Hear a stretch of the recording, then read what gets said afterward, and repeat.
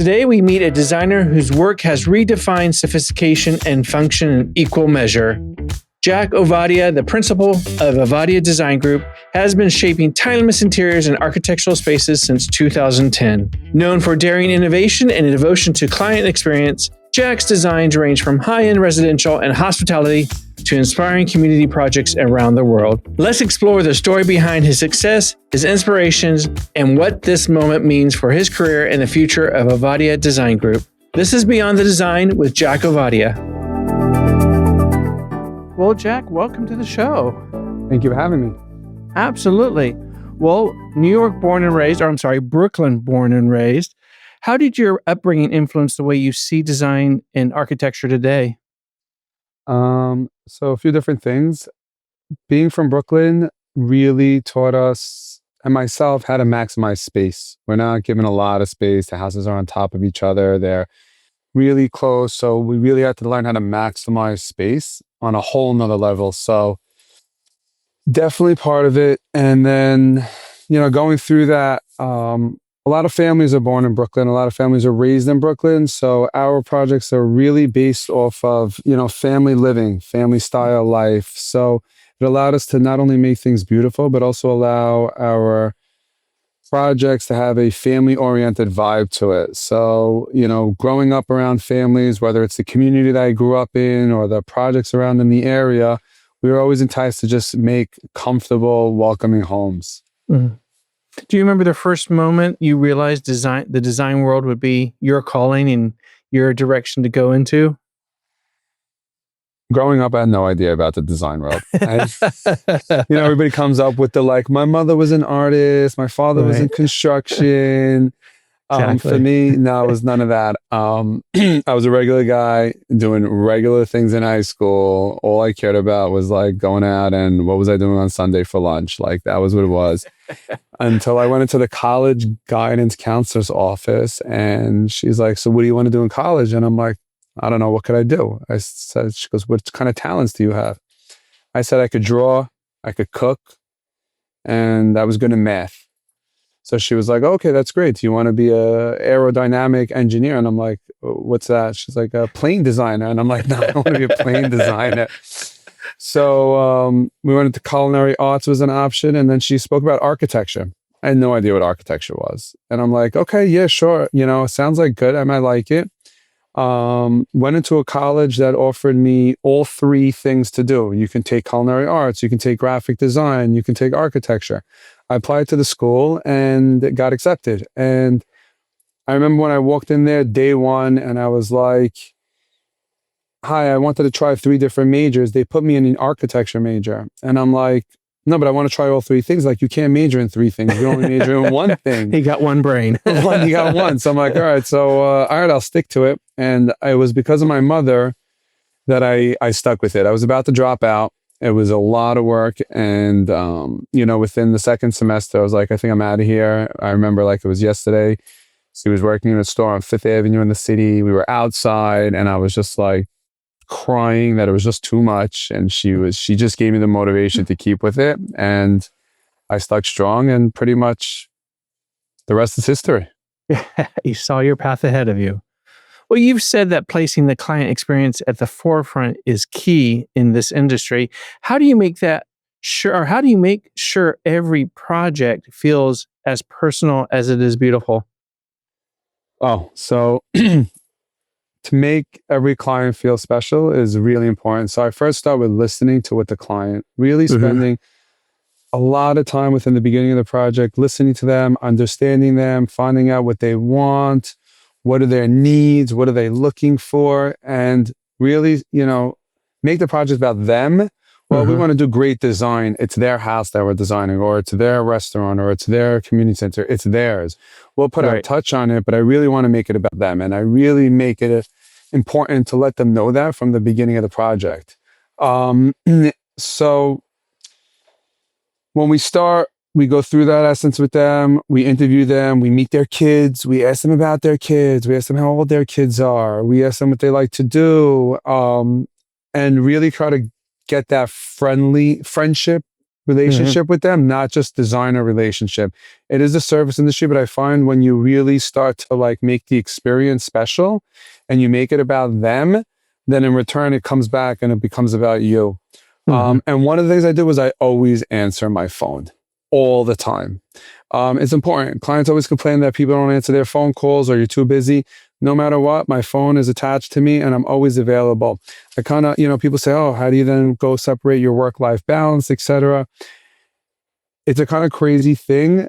But in like the past 2 years, I started to realize that my work is my life, right? And if you can start to love what you do and understand that, maybe my work is somewhere that I go to 9 to 5, but the type of work that we do, we're in service to people. We're giving them beautiful homes. We're making their lifestyle. It's a 24-hour experience. So I want to make sure that I'm there for people like a doctor.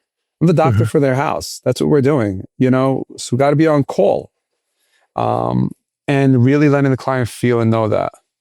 True. And I guess because of this industry and the client relationships, you get very personally close to them. So you're coming into their life. So having that approach and that communication where they feel at a moment's need, they can reach out to you is an important factor. Absolutely. Definitely is. Your work is often described as functional yet luxurious. How do you define livable luxury?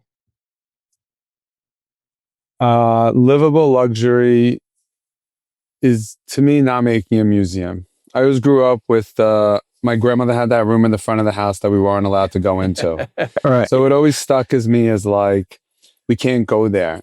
And we always went there. Me and my friends, we wrestled on the floor there. We went into the room. She screamed at us.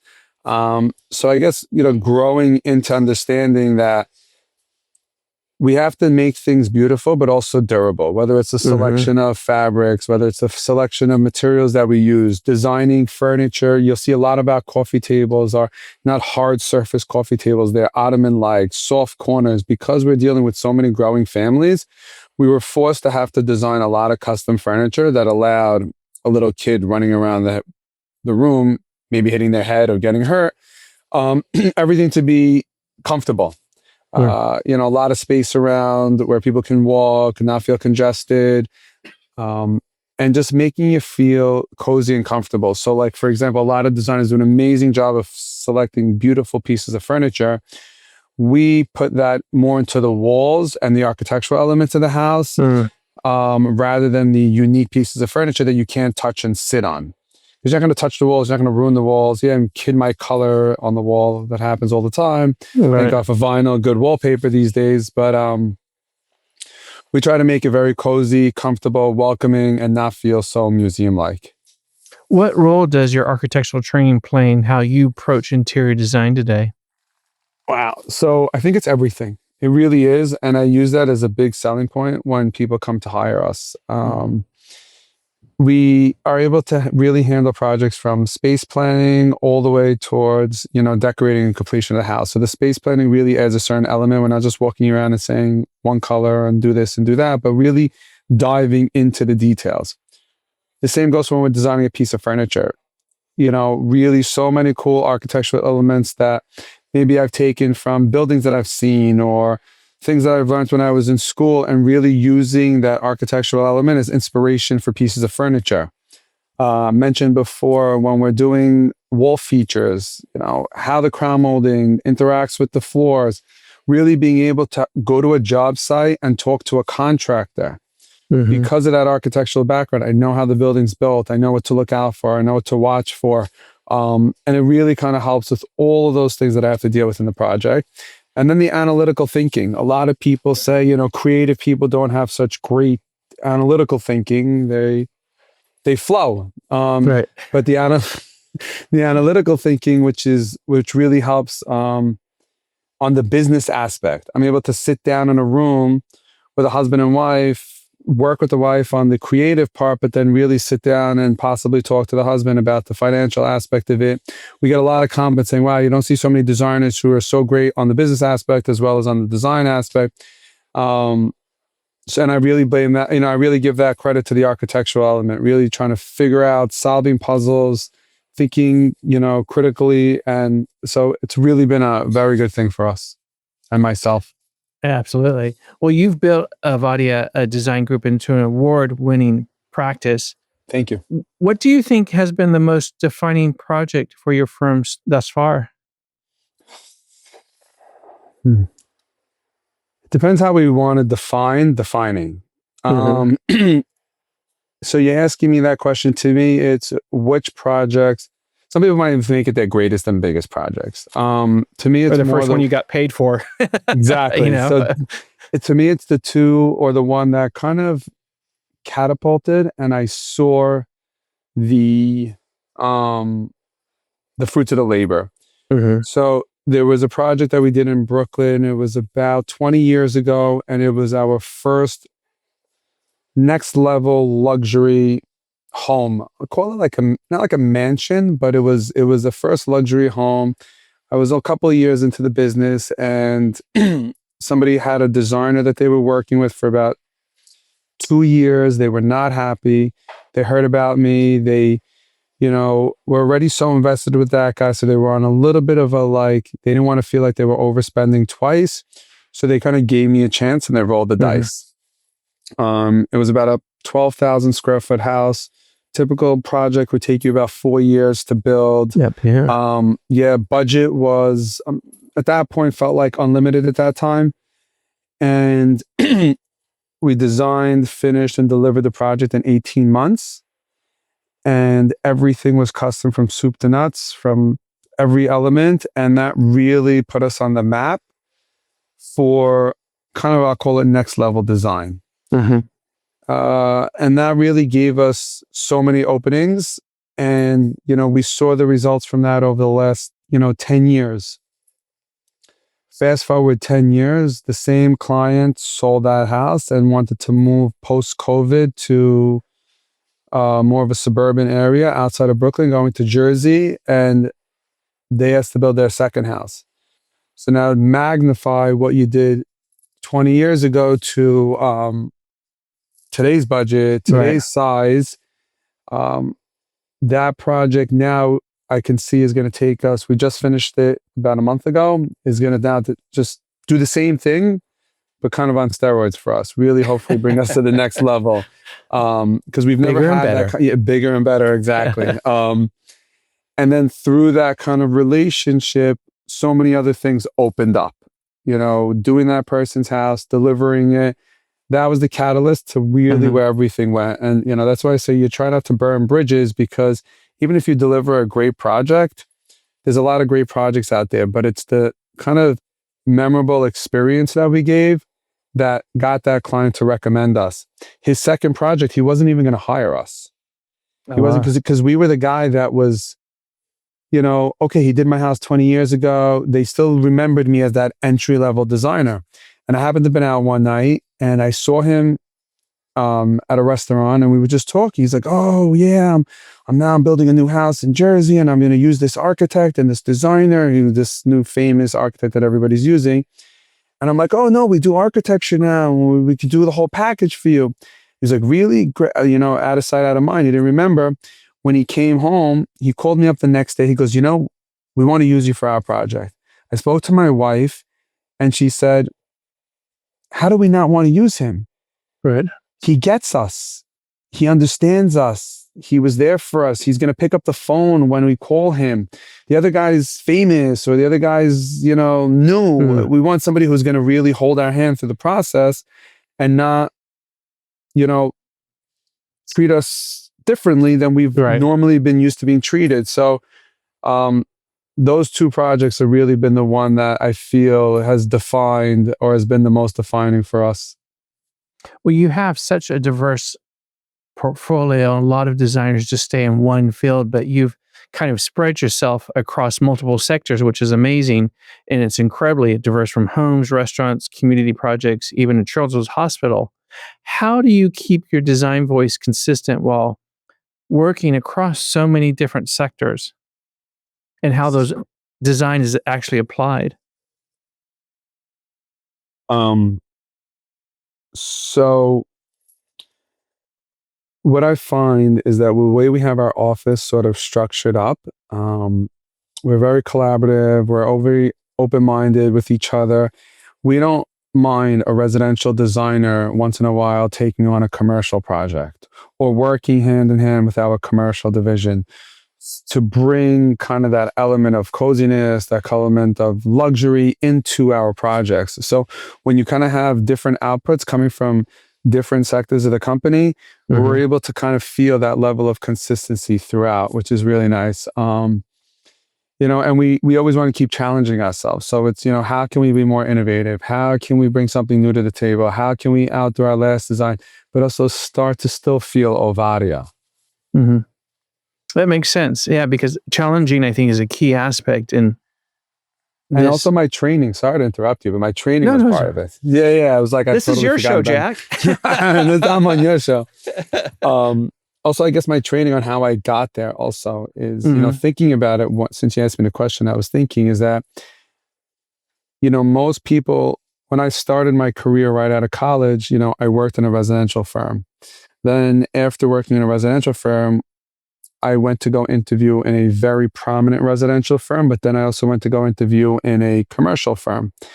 And then I decided to take the job in the commercial firm at the time, and I started doing offices and retail and a lot of projects there.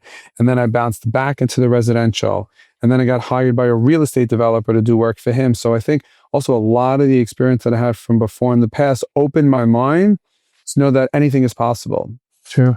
I could do hotels, we could do houses, we could do restaurants, we could do community centers. As long as you put a mind to it, I think. Absolutely. And I think a lot of people don't understand that your personal space is an experiential environment. You want to experience your own home with your personality. And it just translates different when it's a hotel, when it's a commercial space. You're still wanting that experiential environment, just in a different way, a feeling. I agree with you. We just did that we had the Wave Hotel, which was like a bar area. We made it like a lounge bar there in South Jersey. And it's beautiful to look at, but there's just this feeling when you walk inside of just like coziness. You just want to stay there and you want to live there.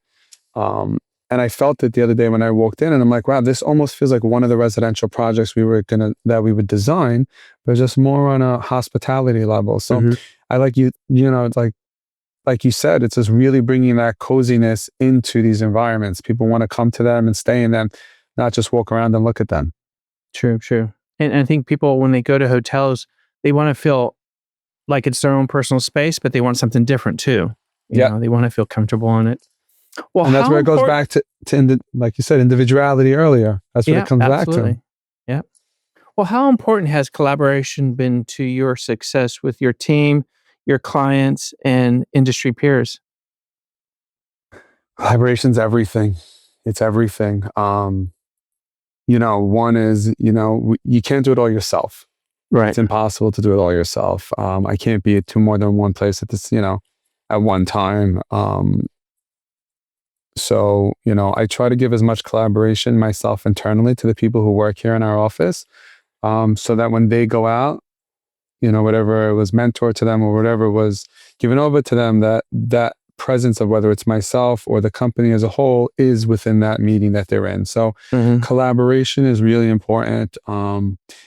We've been collaborating even more and more, moving on now with senior designers working with senior designers across projects rather than just them working on their own project, everybody giving an extra hand. Because a lot of people, sometimes they feel overwhelmed or they feel pressured or they get bottlenecked into something. And, when you know that you can just pull over your desk and ask somebody to help you, right? It allows that level of tension and stress to disappear. So, and also listen, somebody once told me, I had a client, he was a great client of ours. And he had a mentor in his company that worked for him. And he said, you have to have your employees be able to challenge you. You can't think you know everything. That's how you know you have good employees and a good team. If they can challenge you, then you have a really good team. So, when we look for people or we hire people, definitely want to find people that are, strong to challenge, bring new ideas. I'm getting older. I don't know about all the new stuff that's coming out. Right. I mean, like, I always said when I was going to be younger, I was going to know every 3D software. I was going to be up to date. I wasn't going to become that guy. You can't stop yourself from not becoming that guy. It's going to happen. All right. So, we try to collaborate with the young generation, bring them in. We're very open-minded. Like when we ask people in the office, what's your best part about working here? They say we have creative freedom. That's what's important. Give them creative freedom. Let them bring things to the table. And then also the same with our vendors and our clients. It's not a one-way show. We're not like a dictatorship here where you got to do it our way. There's no other way. Like if a client comes to the table and they want to use one of their vendors, like we're not going to say, no, you have to use our vendors. We want them to feel comfortable. So, they can use their vendors. If vendors come up to us and they have recommendations on things that we've designed and they have a better way to do it or a more affordable way to do it, or, we're not perfect and we understand that. So we're very open-minded to, hearing what they have to go ahead and say, and really, dealing with that cross collaboration and teamwork. Like that's why I named the company Ovadia Design Group. I was very specific when I thought about it. We're a group.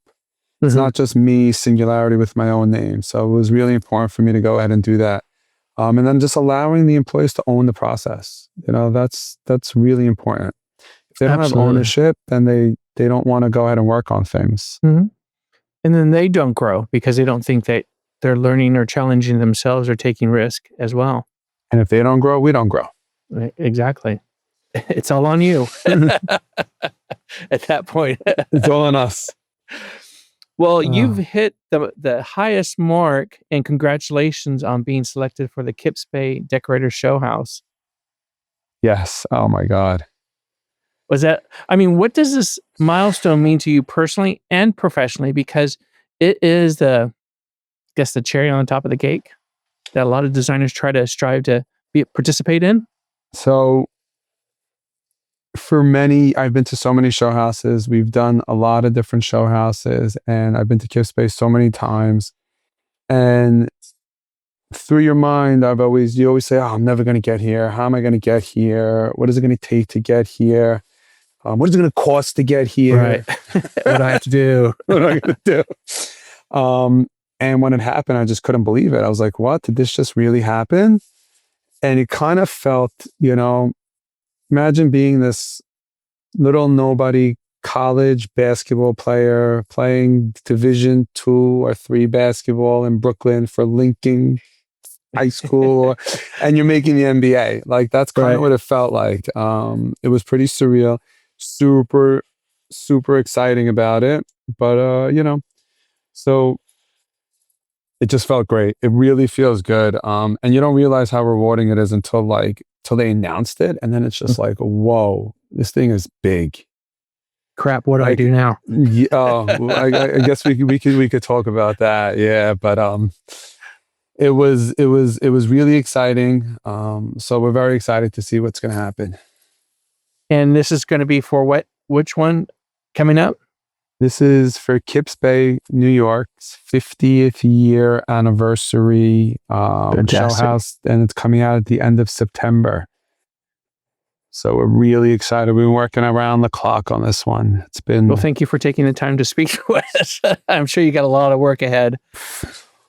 Can you give us a hint of what visitors might expect from the room this year? So the name of our room is called Midnight Check-In. So I'll leave the rest up to your imagination. Okay. I got a kind of a creative mind. All right. I'll let it toss around. Fantastic. Well, how do you approach the challenge of creating a show-stopping space that also reflects your design identity? Because show houses, it could be 50 different designers in different rooms, and you want a natural flow, but you also want to stand out and be your own focal point for visitors. So how do you make sure that, you create that, but also make it more fluid as well? That exact question kept me up for a week straight. Every single night after we got approached to be in Kips Bay. I was literally freaking out every night. It's like, going on your first date, right? It's like, what do I do? how do we design everything? You would see me. I was looking at, the room that we have. I was looking at the last 5 Kips Bay designers who designed similar rooms. And I was just like freaking out. I'm like snapping pictures, sending it to my wife in the morning. I couldn't sleep all night. Look what people have been doing for the past couple of years. I can't believe it. And, of course she tells me like, oh, wow, you got a lot to stand up for. And I'm like, oh, great. Thanks. With the support. Right. So that's really what was going on in my mind, and I said, I'm not going to be able to do this alone. I sent an email to all 4 senior residential designers in the company. And I said, hey guys, we got invited to Kips Bay with the marketing team. And I said, has to be a collaborative project. No one person's going to be able to take it on. Mm-hmm. We're meeting Monday morning and we're going to have to brainstorm it and we're going to have to put it all together. We sat down in the meeting and, I was nervous. We were looking at all the previous designers. We were dealing with everything. And everyone was saying, what can we do to stand out? What can we do to make ourselves marketable? What can we do to, really stop the space? And it was like, that's all I was thinking. How can you market it? How can you market it? And 2 of the designers that were in the meeting said, we just got to be us. We just got to be us. That's what's important. Let's not try to be something we aren't. Let's not have this imposter syndrome. Let's not try to do something that we're not. People come to us for a certain style. They come for us for a certain feeling, a certain look, a certain comfort. We got to do that. Now let's do that and elevate it. But let's at least start there. Once they said that, everything just fell into place.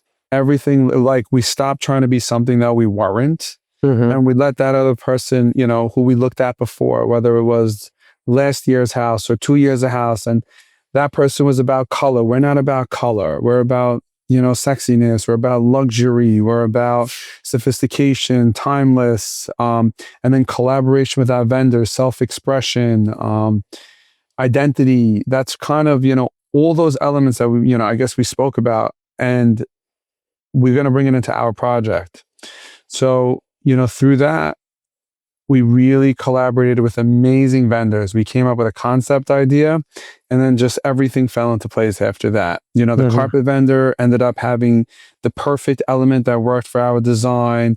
The mill worker was, that we were working with the project, jumped right on board. Our stone vendors. So we really have something that was able to come together. So really, it's like everything we spoke about. It's crazy. Like we're like 12 questions in, who knows? And then like each one just is consistently it's like a coincidence how they all just like built onto each other. Like literally everything I said before is really what got us to like being able to design this room in Kips Bay. The collaboration with the designers, I could not have done it without them. They really they nailed it when they said, let's just be us. And I'm like, I never thought about that. Like, when you try to be something you're not, you're going to fail. Like, you might miss the mark. Yeah.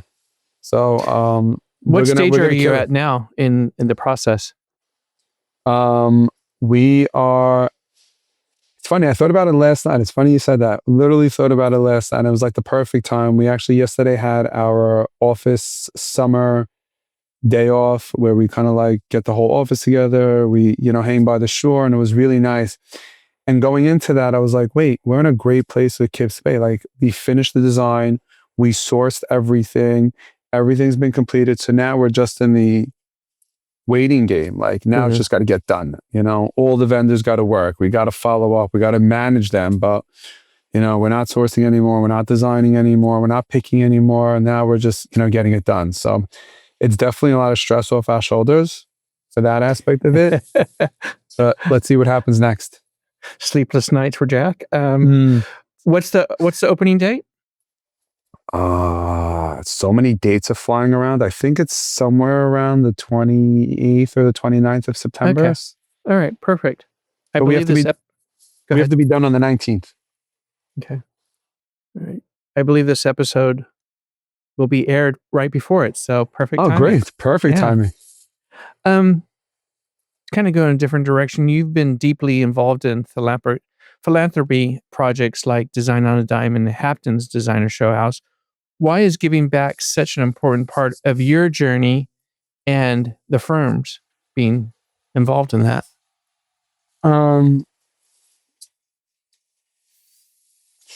I really don't look at it as giving back. I kind of look at it as this is something that's part of what we're supposed to do, right? We're here on this earth together as one. And these things, I don't go looking out for them. It's not like you walk down the street saying, oh, let's go on Design on a Dime. It just happens to come. It comes to us, and I kind of try to, my best to surrender where I can and just take it in. So a lot of people say giving back. To me, it's kind of like part of the life process, right? From my background, we're required to, give 1/10 a percentage of what you make towards charity, right? Like it's built into my blood already. It's built into my system to give back. So to me, it's not about giving back. It's part of our process here. If we only take, you're not going to get back. Right. So tell us about one particular project, the Edmund Safra Synagogue project. What does it mean to you to design something so central to your community? That project has a long history. That project's actually great. So when they first started that project, I was in the synagogue with the rabbi. I was very young at the time, and I was casually telling him, like, Rabbi, yeah, I heard you guys are building a synagogue. If you need us to do the design, we're here pro bono, no problem. They ended up going with another company, which marketing purposes, other reasons. When you're dealing with all these projects, you're dealing with so many people. Like whoever's the biggest donor gets to pick the designer type of thing. So it was very political. Fast forward 4 or 5 years later, a lot of things happened. They hit water. They had to redesign the project. They had to re-engineer it. And they went through a lot of things that required them to now step back and redesign the project. Very similar to that first house that I did. Like now they had to find a different designer. And now we're like 5, 6 years later, they call me up and they said, hey, Jack, we want you to do the job. Give us your price. And I'm like, yeah, now we're actually going to get paid to do the job. Hey, good thing you waited. Yeah. We probably lost a tremendous amount of money on the job because whatever we got did not cover the cost. I mean, it was a very in-depth project, lasted many years through COVID, ups and downs, so many things that happened during the way, but it was really rewarding. And a friend of mine told me, he was like, you don't know how rewarding it is. I'm like, when you're in the middle of something, you never step back to remember or be how grateful the project you're working on. To me, it was more about like, oh my God, I'm designing Safra. This is going to be great. It's the biggest synagogue in the world. It's something so spectacular because it literally is. It's like a remarkable synagogue. And that's all I was thinking about. And he was like, and I was thinking about the now, like I could tell everybody I'm doing it, me. And it was more about like, he's like, we're driving down the street and he's like, you see all these houses? In 3 generations, 4 generations, these houses aren't going to be here anymore. Somebody's going to buy it. Somebody's going to knock it down and they're going to build it right back up. But that synagogue is going to be there forever. And your great-great-great-grandchildren are going to say, my great-great-grandfather designed that project because those stay around forever. So it's a legacy thing. It's a legacy thing. That you're, Yeah. And also to just be able to give back, like I said, to just be part of a community project is so rewarding. Every time you walk in there to just be like, wow, this is really great. It is. Do you go back? It's like, oh, I should have done that. I should have done that. You don't even want to know about that. So I actually pray there on the high holidays. And, you're supposed to be looking in your book and you're supposed to be praying. And instead, I'm looking around and there's this one thing that just drives me crazy all the time about the paint color that was used in a certain area and how it doesn't match 100% with the millwork paint color. And it drives me crazy. I don't think anybody knows about it. I tell it to my wife every time we leave and I'm like, oh, this drives me crazy.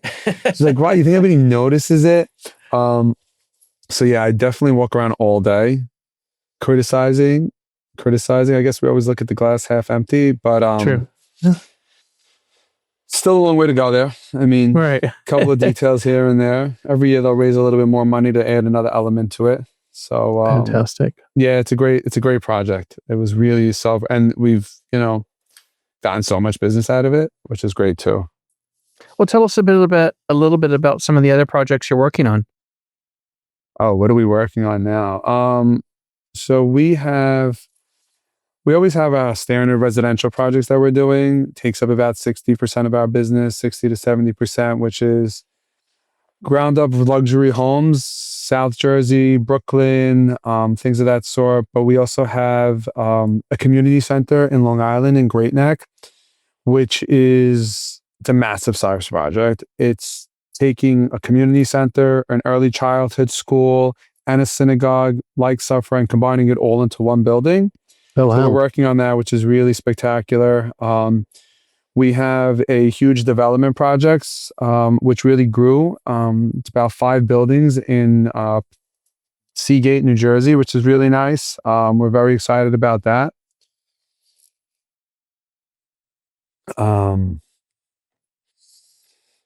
We have a couple of projects that we have contracts out for that I'm not going to say much about, but we're really excited. One's a luxury spa, which is going to be really interesting. And a nice little restaurant here in New York. We love designing the restaurants. Those are fun. Those are fun, yeah. Well, with all your accomplishments in the firm, what keeps you hungry for the next big project? It was a comment my grandfather always told me. He never retired.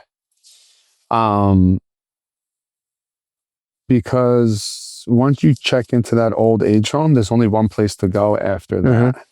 And I know once I stop or once I slow down, I'm both mentally and physically going to slow down. So we want to always just keep growing, whether it's getting more projects, whether it's growing laterally, maybe one day opening up a construction company. We open up in other divisions of the company that are connected to interior design. So I want to just make sure, I don't get old too fast. No, I hear you. I hear you. I don't believe in retirement either. It's like, you always got to learn. Why not experience everything until the last minute? That's exactly what somebody told me yesterday. I was talking to really? somebody, yeah.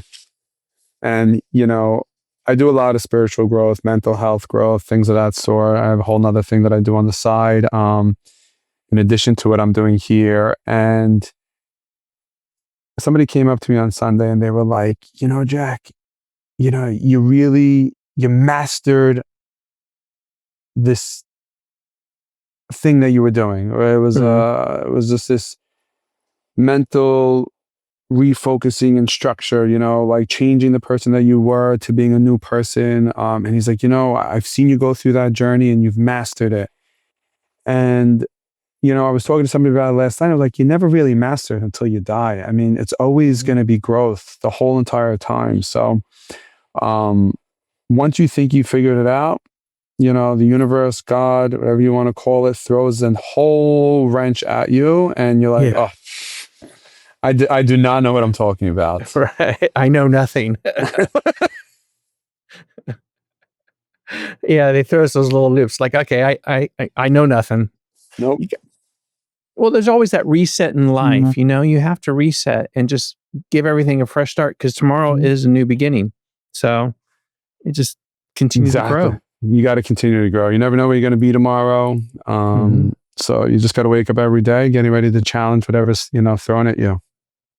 Well, speaking about challenge, what is the most challenging lesson design has taught you, or that you're surprised that you've learned yourself since that first moment you went to the counselor and decided to go in this direction? It's kind of passé, and I've heard, and you hear it so many times, but it's so hard to live it that everything at the end works out. It really does. Like every time something goes wrong, you think, oh my God, it's the end. Oh my God, this project, the dining table did not come out right, or the sofa's not right. And all of a sudden, it's just like, oh my God, it's the end of the world. Nobody's going to call me. They're going to tell their friends I was the worst designer. Everything's just going to go crazy. And it's like, they're not in control. As long as you did your best, you were honest, you were transparent, and you cared about the person that you were working for and the work that you were doing, the world's going to give back to you. It's just the laws of nature. It's just the way it goes. So that's really it. Like, everything just always works out. I mean, True. You just live in fear, like it's not going to work out. And it's just something we put in our head. Like, just because it didn't go the way you wanted it to go, didn't mean it didn't work out. It's not a bad thing either. It's not a bad thing. You got to look at it as a positive, right? And a lesson learned. It's a life lesson. It's a life lesson. Yep. Now we know for next time, maybe when it really does matter, that we're going to be covered. True. Very true. When you think about the legacy of Ovadia Design Group, what do you hope people will remember? The synagogue is, as like you said, is going to be there forever. So that's one aspect of the group's legacy. But what else can you think of, or you want to know? I want people to know that we did meaningful work, not just nice work. I wanted people to know that we did meaningful work. We cared about the people that we were doing the work for. We're doing work that impacts people's lives, that, their families grow up in the houses that we designed for them. That's going to be some influence on the type of people that they are. There's no way around it.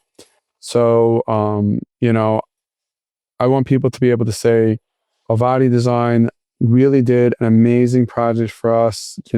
They built me this beautiful house. My kids grew up in this house. They had engagement parties. They had marriages. They had their grandchildren in this house. They really made an amazing space, or a community center that I was able to go to and feel safe and feel comfortable. Not just somebody who did nice, beautiful work. Really, that we did impactful, meaningful work that really helped people and inspired. Yeah, I think that's a good element. So what inspires and motivates you? Oh, wow. What inspires and motivates me? I would have to say... Your wife is listening. Yeah. Yeah, she's listening. It's to make enough money to buy you that bag. No. What inspires... my wife, it's funny that you said my wife is so she always says, like, you have such a respectable position. People think highly of you. We're in a business that allows people to, think of me as not a salesman, not somebody that's out to beat them or, try to make money off of them or things like that, but something that kind of has a respectable reputation, which was really nice. So the idea to, have that level of respect for my kids and my family, and to be able to let them know that, to let them know that we did good things, and it keeps me going. It definitely keeps me going. The smile and the appreciation on the clients' faces. I just had a client yesterday that was telling me that the house is like so beautiful. They love it. They're holding so many events, so many people. They're really getting the use of it. They're enjoying it. Like, that feels so great. I went to another client's house last week. It was like 5:00 in the afternoon. The way the kids were playing in the backyard, and just enjoying themselves. I was like, wow. Two things. One is, we were part of making this beautiful design space, but there were elements of the design that we wanted to do differently. And the client had their ways that they wanted to do it. And we listened to the client. And now that the way that they're using the house, I was like, wow, it's great that I was able to listen to the client and not force them into something that I thought was the way that it needed to be. So all those elements, that just allowed me to realize I'm still here to learn. I can still get more things done, and to just, keep inspiring to do good things for people. and do great design. Very good. For some of the designers that I've talked to that have participated in Kips Bay, New York, and Dallas, it's been a changing point in their career as a creative. So what does being part of the Kips Bay Decorative Show House say about the next chapter in your career? So it's good you told me that, because I was wondering the same thing for myself, right? I can't tell the future, but at least you gave me a little insight on, Right. What I should expect. I don't know. I mean, listen, we're going to just keep doing what we do great work. I'm hoping it opens up a lot of doors for us. I have a gut feeling on what I think it's going to do. I think it's going to, be able to allow us to be exposed to people that we were never exposed to before, which I'm really hoping for a good outreach. Allow Ovadia to become a name in the interior design industry. I think we've been like a little hidden secret. People know about us, but the country doesn't really know about us. I think this is really going to take us to the next level. And then, after that, it's just, we got to keep with our motto of delivering and being present for the clients and assuring that, what they saw in Kips Bay is what they're going to get when they sign up. Right. Be you, continue being you. So what's next for your design group and for Jack? We have a furniture line coming out, which is really great. So we transformed half our office into a furniture showroom, which is really nice. The company is Casa Living, and we've taken everything we've done for the last 15 or 20 years for our clients and being able to, offer a really great level of furniture design at a really great price point for people, but almost kind of make it feel customized. You can pick any fabrics, any wood, any finishes, and really be able to express yourself. We wanted the everyday person who couldn't afford a designer be able to still have designer type stuff. So you can come in here, you can sit down and, go through it and really pick things, come up with a sketch, we'll make it for you, work with your designer and make it for you. We didn't want to make design only for the elite. So be available for all. That's great. Well, Jack, before we wrap up, is there anything else you want to share or tell our audience? I think we did it all, other than, like you said, be true to yourself, keep doing good. And like I always tell my designers, if you ever have a gut feeling that something's not right, it's not right. Go with your gut. Go with your gut, not with your mind. Once you start getting in your mind, you start playing that pinball type of effect. Should I do this? If I don't do this, what's going to happen? Your gut, your stomach, your heart, that's where you really feel the truth. And that's what I always tell them, just go with your gut and your heart. Well, Jack, it's been a pleasure to have you on our show today. Much continued success to you and your design group, and congrats to the show house, Kips Bay. And I look forward to seeing it, hopefully. You will. And it's been a pleasure. Much continued success to you. I really appreciate it. Thank you so much. Absolutely. We'll talk soon. Sounds good. Thank you. Have a great day, everyone. Jack Ovadia reminds us that design is not only about beauty, but about the function, purpose, and the human experience. Jack, thank you for sharing your story and for showing us how design at its best is a life well lived and the future well imagined. This is Beyond the Design. Hi, you're listening to a Pod for Good Media Network podcast. We are a network that provides podcasting production services and a supportive community in which podcasters can thrive. If you're a podcaster local in the Tulsa area, we would love to have your show on the network. If you are interested in starting one, we would love to help you get started. Find us online at podforgoodmedia.com and fill out our Pod With Us form. Happy podcasting.